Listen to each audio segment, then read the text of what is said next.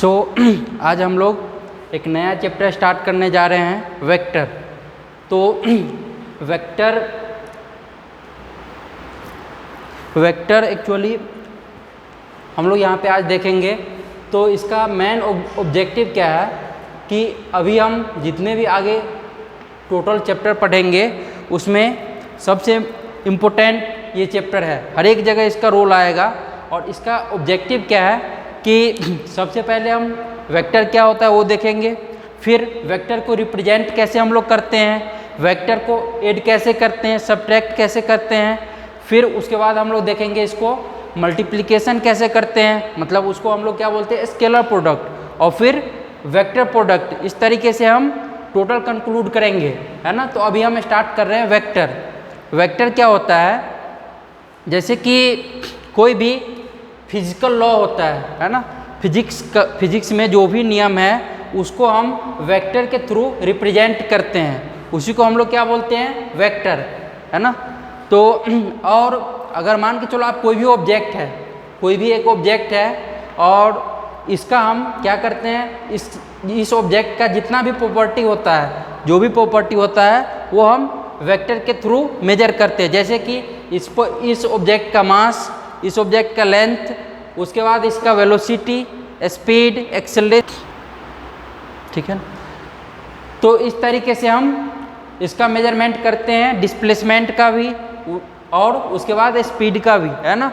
और काफ़ी चीज़ मतलब मोमेंटम का भी मेजरमेंट करते हैं, एनर्जी फाइंड आउट करते हैं। तो इस तरीके से हम लोग एक एक करके आगे पढ़ते जाएंगे, है ना। तो आप लोग वेक्टर में लिख लो, वेक्टर हेडिंग दो और आप लोग लिखो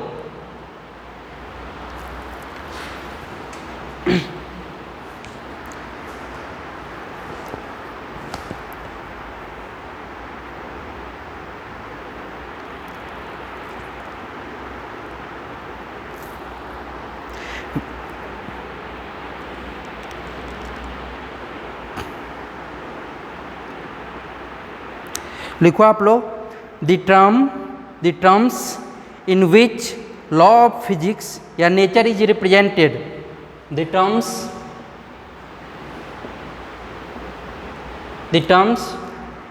इन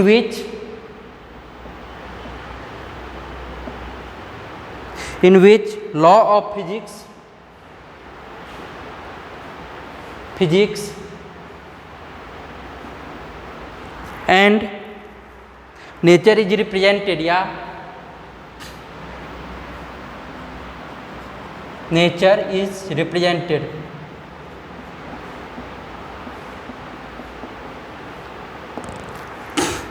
तो भौतिकी के नियम को जिस रूप में हम दर्शाते हैं उसी को हम लोग क्या बोलते हैं, वेक्टर। उसके बाद एक पॉइंट और आप लोग लिखो, all the properties associated with all the object that can be measured, all the property associated with all the object that can be measured। जैसे कि एग्जाम्पल में आप लोग लिखो मास, लेंथ, स्पीड, वेलोसिटी,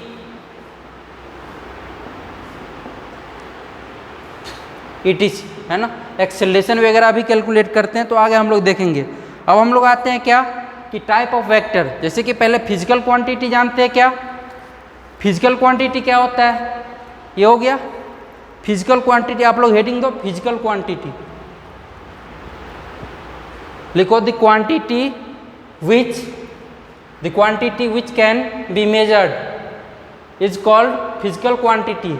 जिस क्वांटिटी को हम लोग मेजर कर सकते हैं उसको हम लोग क्या बोलते हैं, फिजिकल क्वांटिटी। और वो हमारा क्या क्या होता है, फिजिकल क्वांटिटी।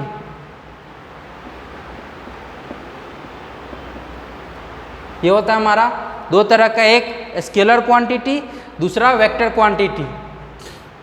एक होता है हमारा क्या, स्केलर क्वांटिटी,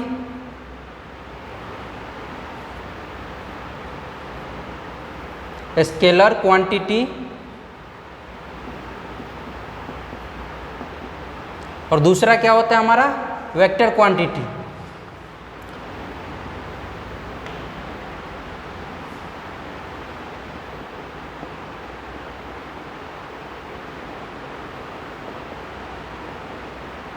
वेक्टर क्वांटिटी। तो इन दोनों में कोई डिफरेंस बताएंगे क्या? देखो आप, स्केलर क्वांटिटी क्या होता है, जिसका ओनली मैग्नीट्यूड हो, है ना, उसको हम लोग क्या बोलते हैं, स्केलर क्वांटिटी। इसमें हम लोग सिंपल एडिशन और सब्ट्रैक्शन को क्या करते हैं, परफॉर्म करते हैं। लेकिन वेक्टर क्वांटिटी किसको बोलते हैं, जिसका मैग्नीट्यूड हो और मैग्नीट्यूड के साथ साथ क्या हो, डायरेक्शन हो। मतलब वेक्टर क्वांटिटी क्या करेगा, डायरेक्शन डिपेंडेंट होगा, लेकिन स्केलर क्वांटिटी डायरेक्शन इंडिपेंडेंट होगा, है ना। इसका भी यूनिट होता है स्केलर क्वांटिटी का, और वेक्टर क्वांटिटी का भी यूनिट होता है, ठीक है। लेकिन हम वेक्टर क्वांटिटी में सिंपल एडिशन और सब्ट्रैक्शन जैसे करते हैं उस तरीके से परफॉर्म नहीं कर सकते हैं। इसका कुछ रूल होता है जिसको हम लोग क्या बोलते हैं, वेक्टर लॉ ऑफ एडिशन। उसके थ्रू हम लोग क्या करेंगे, एडिशन और सब्ट्रैक्शन, है ना। तो आप लोग लिखो स्केलर क्वांटिटी, स्केलर क्वांटिटी लिखो, क्वांटिटी, एक minute, quantity which can be completely described by their magnitude, quantity which can be completely described by their magnitude, है ना। उसके बाद क्या बोले हम, इसका एक यूनिट होता है, जैसे कि यूनिट कैसा, मतलब लेंथ, मास, है ना, डिस्टेंस, स्पीड, ये सब जो यूनिट होता है ये स्केलर क्वांटिटी का यूनिट होता है, ठीक है। उसके बाद हम क्या बोले, इसमें सिंपल एडिशन और सब्ट्रैक्शन को हम परफॉर्म कर सकते हैं, जैसे कि 2 + 2 ये कितना हो जाएगा, 4, है ना। तो इस तरीके से हम ऐड कर सकते हैं स्केलर क्वांटिटी में। जैसे कि मान के चलो आप 2 kg का एक ऑब्जेक्ट है और दूसरा ऑब्जेक्ट 4 kg का है, तो इसको हम लोग क्या बोल सकते हैं, 6 kg, है ना, क्योंकि ये डायरेक्शन डिपेंडेंट नहीं करता है। आप मान के चलो ये एक कंटेनर है, इधर से आप 2 kg डाल दो, है ना, और फिर इधर से आप 4 kg डाल दो, तो फाइनल रिजल्ट जो होगा हमारा वो 6 kg होगा, है ना। इधर से डालो या इधर से डालो, टोटल हमारा 6 kg आएगा। तो मतलब ये डायरेक्शन पे डिपेंड नहीं कर रहा है ना। इसको हम लोग क्या बोलेंगे, स्केलर क्वांटिटी, ठीक है। अब हम लोग वेक्टर क्वांटिटी को देखते हैं, ठीक है, ये हो गया। तो इसको लिख लो आप, simple addition and subtraction can be performed on scalar quantity. Simple addition and subtraction can be performed on scalar quantity, है ना। फिर अब हम वेक्टर क्वांटिटी को देखते हैं, ठीक है।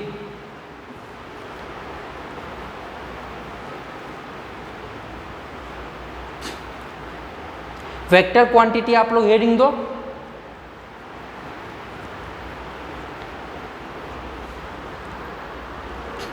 Vector quantity, vector quantity.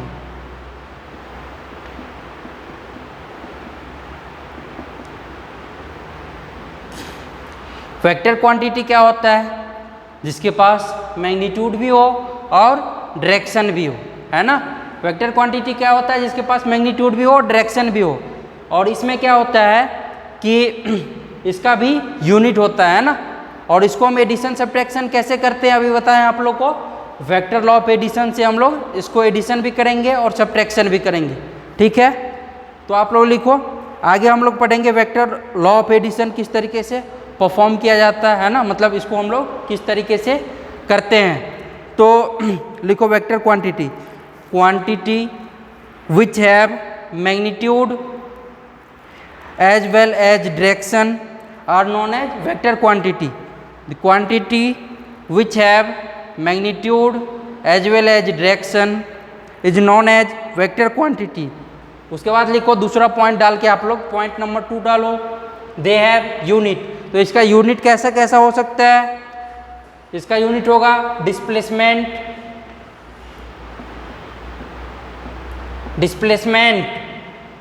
अच्छा, दूसरा क्या होगा इसका, वेलोसिटी। और क्या होगा एक्सेलरेशन,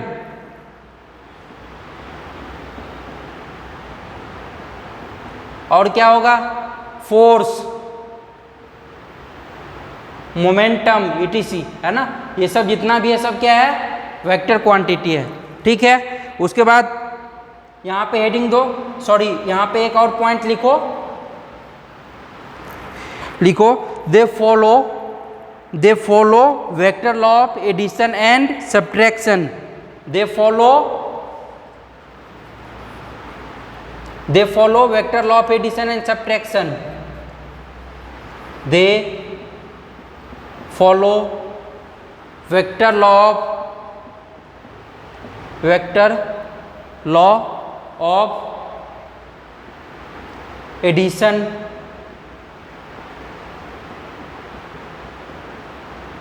एंड सब्ट्रैक्शन।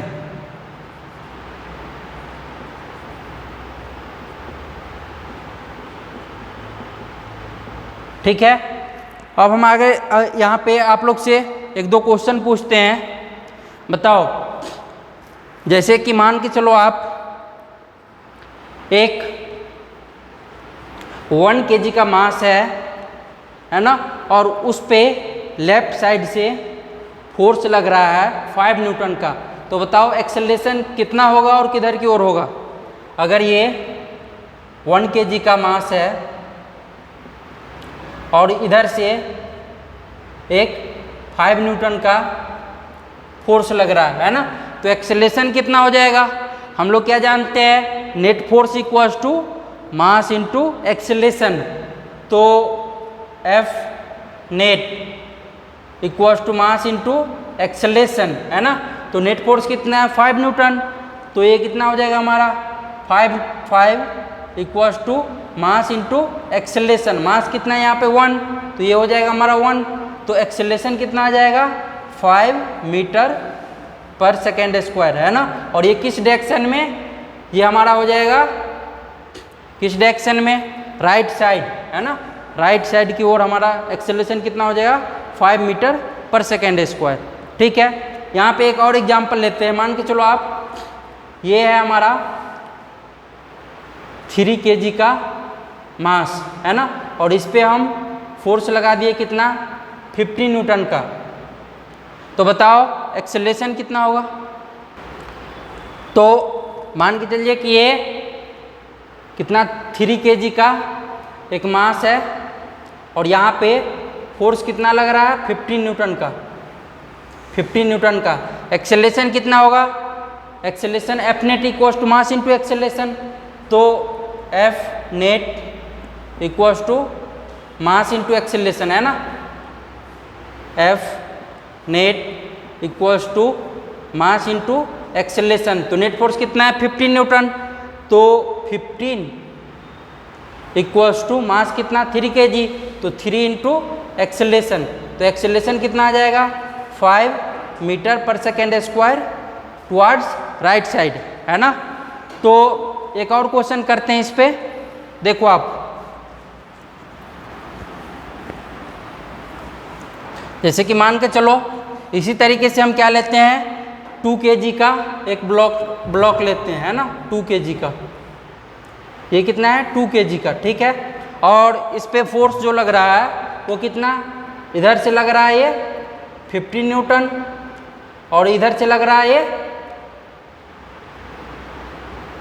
इधर से लग रहा है ये 5 न्यूटन का, है ना, 5 न्यूटन का। तो बताओ यहाँ पे एक्सेलरेशन कितना होगा और किस डायरेक्शन में होगा, है ना।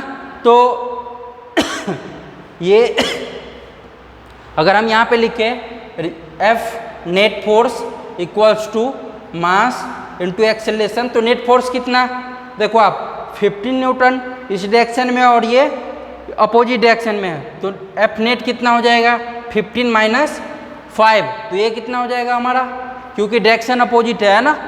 तो आगे हम बताएंगे किस तरीके से इसको हम एड सब्ट्रैक्ट करते हैं। इन दोनों को डायरेक्शन अपोजिट में तो हम माइनस कर देंगे, है ना। ये कितना हो जाएगा हमारा 10 equals to mass 2 into acceleration, तो acceleration equals to 5 metre per second square in the right side, है ना। तो ये आ जाएगा हमारा एक्सेलरेशन। तो आई होप आपको ये समझ में आया होगा। ठीक है, आगे हम देखते हैं representation of vector.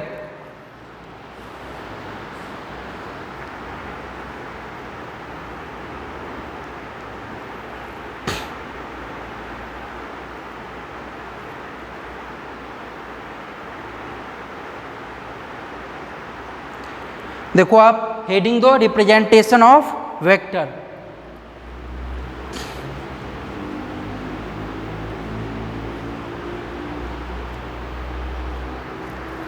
Representation of vector,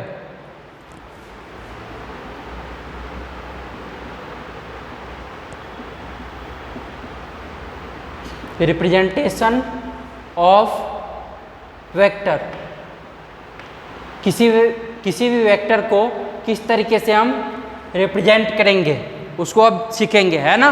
तो देखो जैसे कि हम लोग एरो ड्रॉ करते हैं ना, तो इस तरीके से हम क्या किए, एक एरो को ड्रॉ किए, है ना। अब हम इस पॉइंट को मान लेते हैं ये हमारा O, और ये पॉइंट क्या है, ये पॉइंट हमारा O और ये A, है ना। तो देखो आप ये जो पॉइंट होता है इसको हम लोग क्या बोलते हैं, टेल ऑफ वेक्टर, है ना। जो पूंछ होता है ना, पूंछ, उसको उसी तरीके से इस एरो में ये जो पूंछ है इसको हम लोग क्या बोलेंगे, tail of vector, tail of vector, है ना।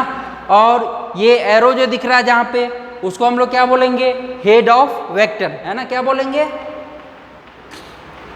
Head of vector.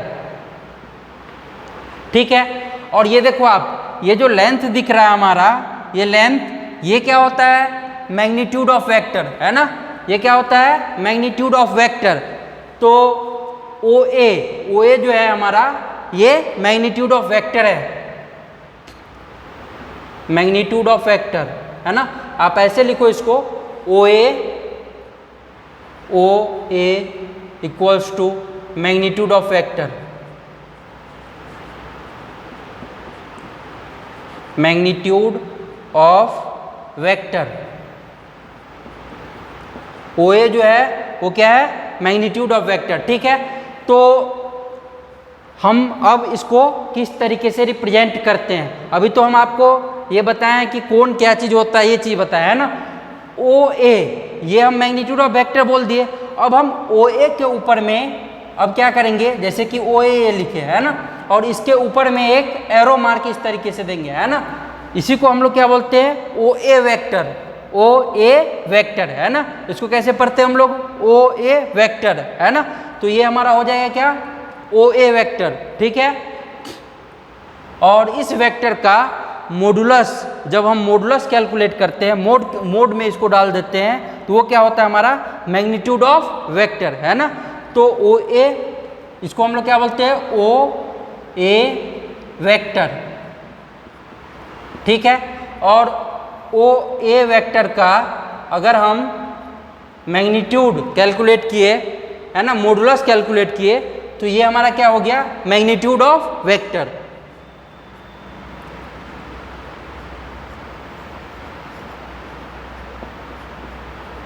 Magnitude of vector,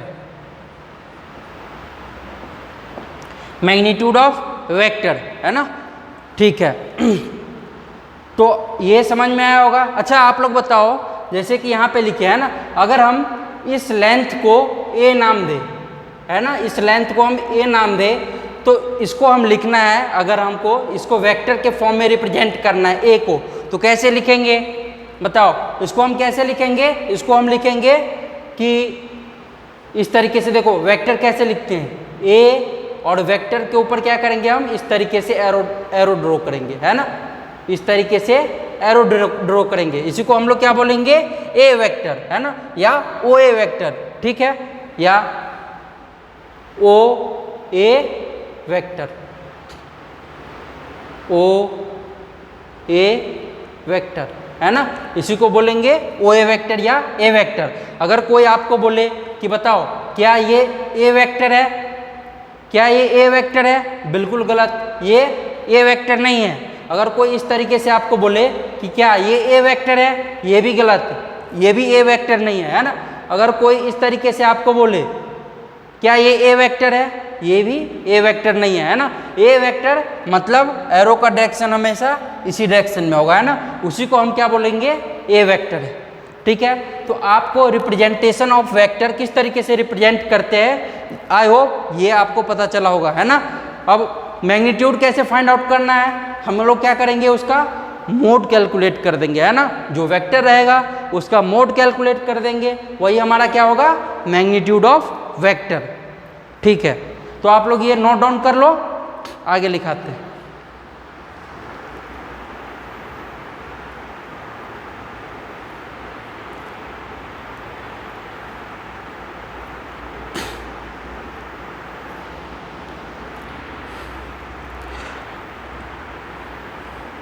अब हम कुछ थोड़ा बहुत क्या करेंगे, अब डिफिनीशन देखेंगे, है ना। कुछ डिफिनीशन देखेंगे, आप इसको लिख लो, है ना। उसके बाद अभी हम डिफिनीशन बेसिक डिफिनीशन पे आते हैं, डिफिनीशन देखते हैं, है ना। तो हो गया ये, ठीक है। देखो आप हेडिंग दो, basic definition.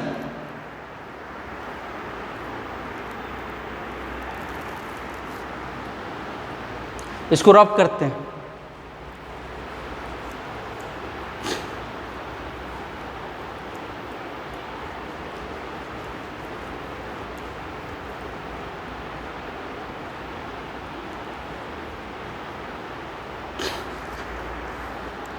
Basic definition heading दो आप लोग। सबसे पहले लिखो क्या, basic definition.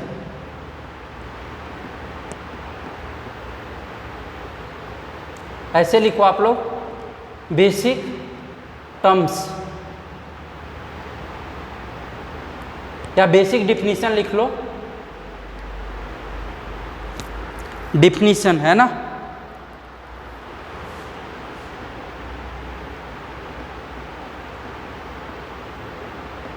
Basic definition.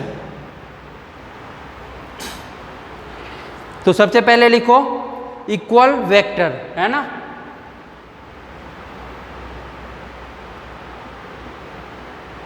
Equal vector,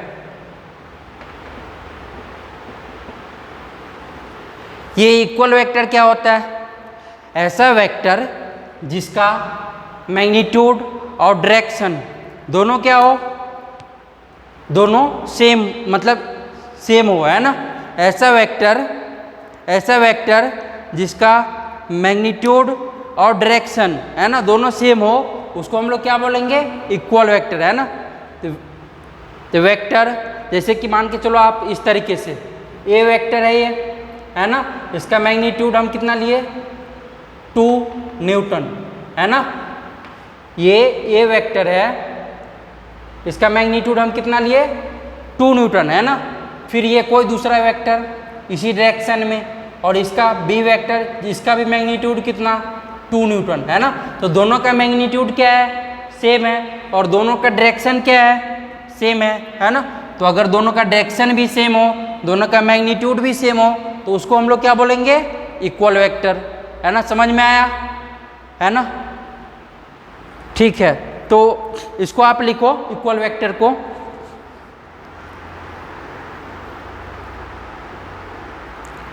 लिखो A and B are equal vector, A and B are equal vector if they have same magnitude as well as same direction, है ना। A and B are equal vector if they have same magnitude and as well as same direction, है ना, it is known as equal vector। ठीक है, तो इसको हम क्या लिख सकते हैं, A vector equals to B vector, A vector equals to B vector, है ना। ये हम लिख सकते हैं। लिखो फिर parallel vector, parallel vector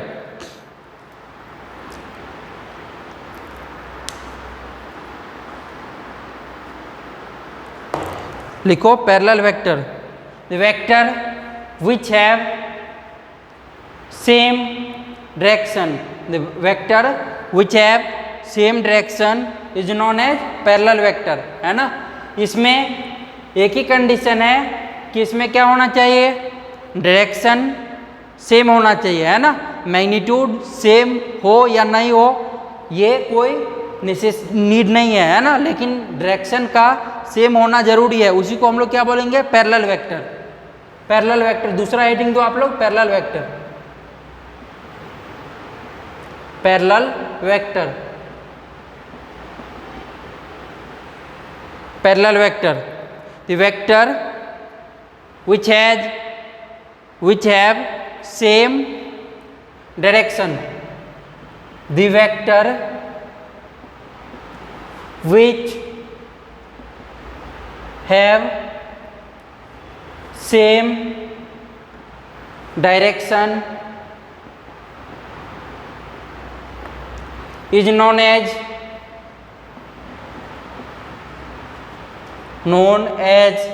parallel vector।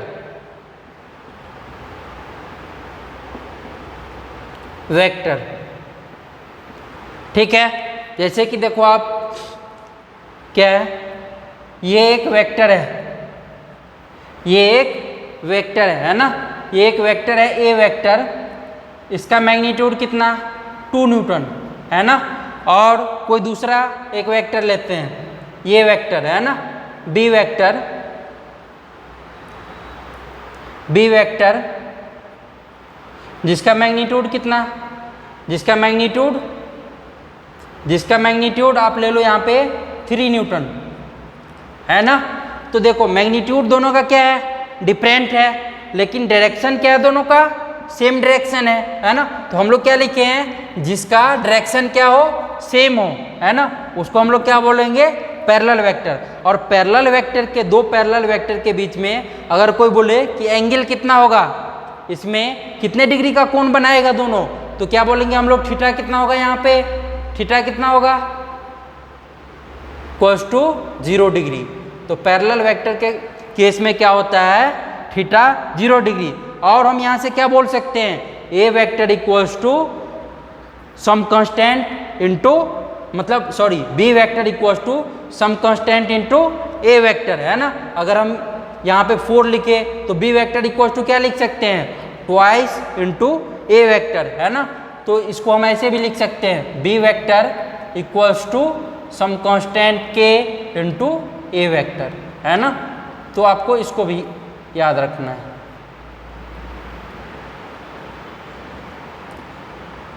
B vector equals to some constant into A vector, ठीक है। तो इस तरीके से ये है पैरेलल वेक्टर। आई होप आपको ये समझ में आया होगा पैरेलल वेक्टर। ये बताओ, आप लोग बताओ, अभी हम पूछते हैं ना, ये बताओ, एक ये वेक्टर है सी वेक्टर, है ना, और एक ये वेक्टर है, ये है डी वेक्टर। ये क्या है, डी वेक्टर।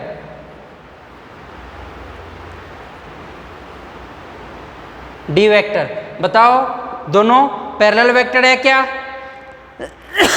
दोनों पैरेलल वेक्टर है क्या? नहीं है ना।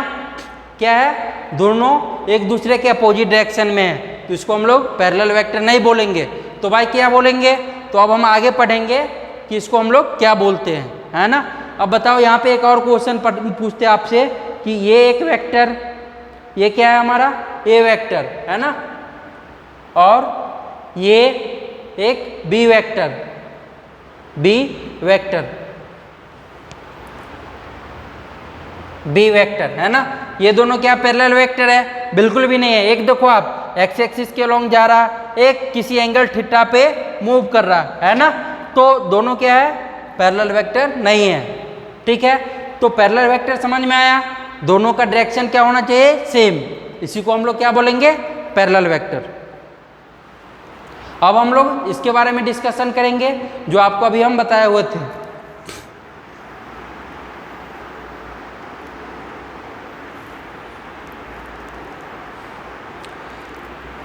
हेडिंग दो आप लोग, anti parallel vector, anti parallel vector. Anti parallel vector.